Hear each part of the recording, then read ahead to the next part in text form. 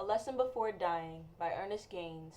This project is done by me, Jordan Anderson. The setting. There are several settings in this book. The Rainbow Club, a little restaurant slash bar where the main character Grant and his girlfriend Vivian go to hang out and talk. Bayonne, where Grant and his family lives. Peacock's house, the home where Grant speaks to the sheriff's friend. The jail cell, where Jefferson lives and where everyone visits him. And the church, where Grant teaches as well as where the Reverend preaches to his aunt and Miss Emma.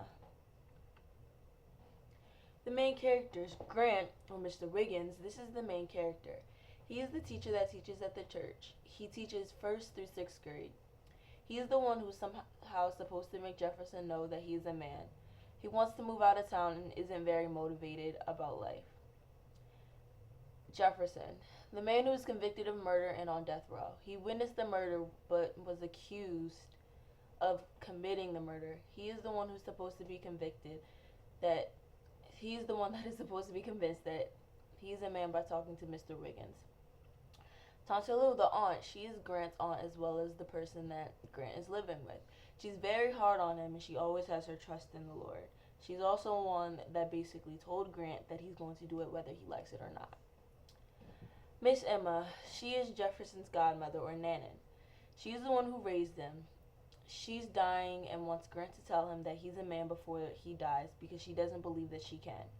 As well as Tante Lou, she too has her faith in the Lord. Tante Lou and Miss Emma are best friends. Vivian, Grant's girlfriend and person he always vents to. He plans on marrying her, but she's still married and is trying to divorce her husband. She's his motivation for going to the jailhouse to see and speak with Jefferson. Reverend Ambrose, the reverend at the church who preaches to Tante Lou and Miss Emma. He wants Grant to believe in the Lord, but is always frustrated with him because he won't. He wants to help Jefferson too, but he's only doing it to save his soul. Paul, the deputy that works at the jailhouse. He tends to like Grant and his family and thinks what they're doing is a good thing. He supports them and is always saying good things to the sheriff who thinks they're wasting their time. He is the one who tells Grant that Jefferson was a man before they put him to death. Sheriff Gertie, he is the main sheriff at the jailhouse. He regulates everything. He thinks Grant is wasting his time and isn't going to change him. He can be seen as arrogant and ignorant. Henry Peacock, the man who Jefferson and Miss Emma used to work for. He can be seen as being very stubborn but knows they have worked very hard for his family. Miss Emma goes there to get him to ask the sheriff if they can visit Jefferson. The plot. The book starts off with Jefferson's trial, and Jefferson being sentenced to death for a crime he didn't commit. He was sentenced to electrocution, the electric chair. We see the main character who doesn't want to be in the situation of helping Jefferson feel and realize that he's a man, and not what the court called him, which was a hog. Grant really doesn't want to help.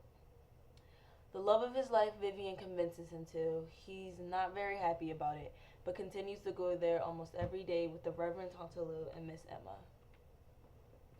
In the end, Grant is able to make him feel and realize that he is a man, despite all his drama throughout the book. He invites people with him to Jefferson's cell as they say encouraging words to him. He begins to realize who he is. He realizes that he was a man all along. The whole town is now able to see that Jefferson was an innocent man. Jefferson's thoughts and feelings were revealed in a journal that Grant gave him. Jefferson listened and appreciated all that Grant had done for him. At the end of the book, Paul tells him that he was able to do it. Symbolism. There wasn't really any symbolism in the book. Everything was just said.